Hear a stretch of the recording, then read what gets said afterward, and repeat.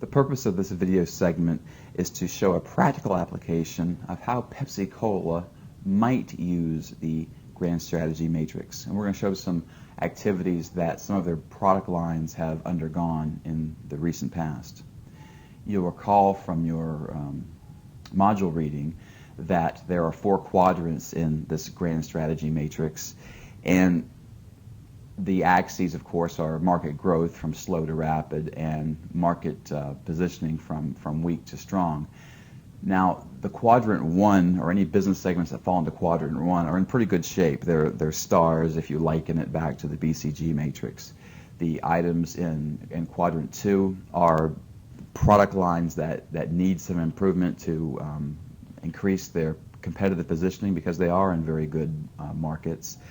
Those in Quadrant 3 are, again, analogous to dogs, such as that we saw in the BCG matrix, and also the harvest cells of the GE 9-cell matrix. And the Quadrant 4 business lines need some sort of help to strengthen their position in lieu of fairly slow market growth. We'll start with Quadrant 1. And what Pepsi has that might fall into Quadrant 1. Now, my argument might be that Gatorade is a Quadrant 1 business line for Pepsi-Cola. Reason being, sports drinks are currently in a very high phase of growth in the beverage industry. And, of course, Gatorade defines that industry. Its second closest competitor is that of Powerade, which we talked about before, having only 25% of the market. So what could Gatorade do going forward? And maybe a better way to look at this is what has Gatorade done in the recent past that might fit in with that which this matrix prescribes. The biggest strategic initiative of late for Gatorade has been that they've extended themselves into a really higher performance sports drink market. They have a prime drink, a recovery drink, they have protein additives, etc. for the higher end athlete. And these are, primary examples of product development, which is one of those strategies prescribed in Quadrant 1. Product development and product penetration also have occurred in so much as that Gatorade has taken this product on a global basis. A Quadrant 2 product for Pepsi-Cola might be that of AMP. AMP has a single-digit piece of the market share in the energy drink business, which is primarily defined by Red Bull and Monster at the present speaking. It's in a very nice market, a market which is showing tremendous growth and no signs of slowing down. However, given its single-digit market share, it's arguably in a fairly weak competitive position. And what could Pepsi possibly do to further the competitive position of AMP? I don't know exactly what they're going to do, but we can see some things that they've done in the recent past that fit in with that which is prescribed in Quadrant 2.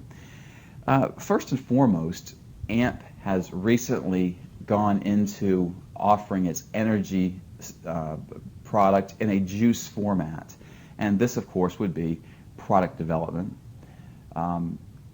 Furthermore, they have aligned themselves with a number of different industries or sporting forums, from wrestling to snowboarding to NASCAR racing. These are all attempts at market penetration and market development, also strategies that this matrix prescribes for products that are in a relatively weak competitive position. I'll note that the bottom 2 strategies recommended by, or possible recommendations by this matrix, are divestiture and liquidation. And AMP is making money, and it's in a great market, so divestiture and liquidation probably would not make any sense. The next product in this matrix would fall under Quadrant 3, according to my conjecture, and that is of Fritos, specifically the traditional, original Fritos corn chips.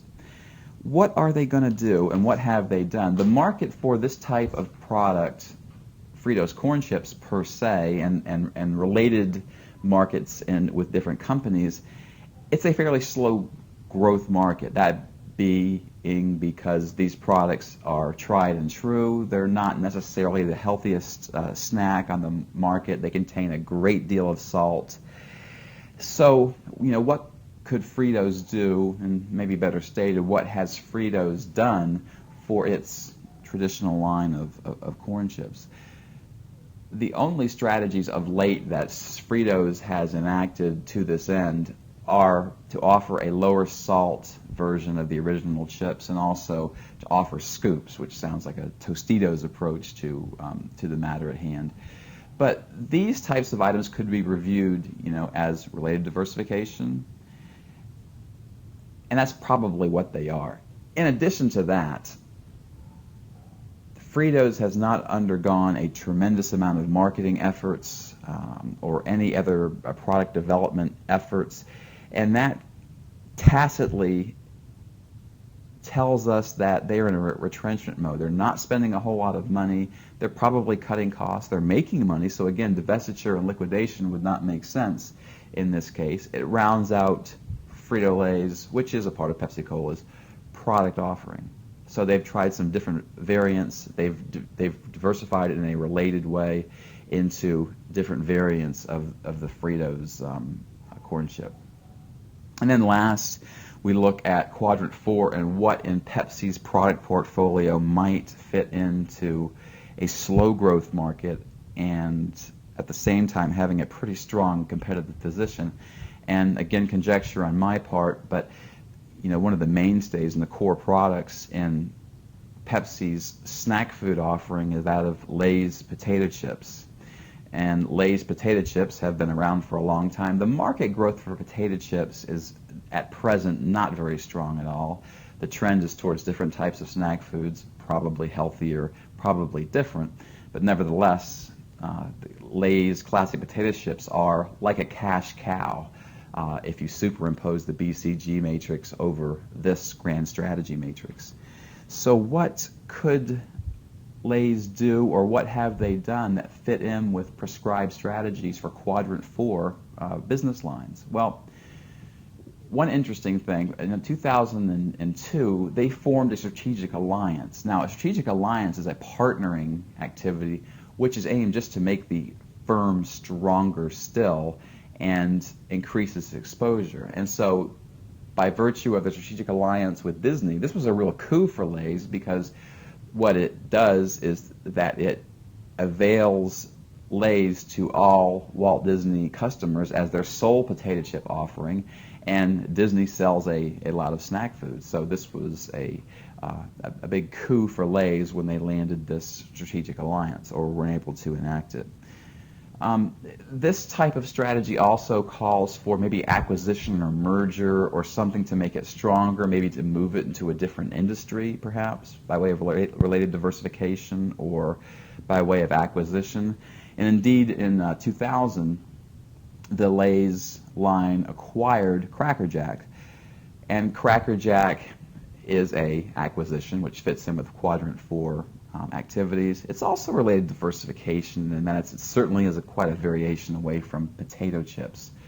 So these are 4 examples of different ways in which Pepsi-Cola has moved different products, and we've used the context of the grand strategy matrix to illuminate this.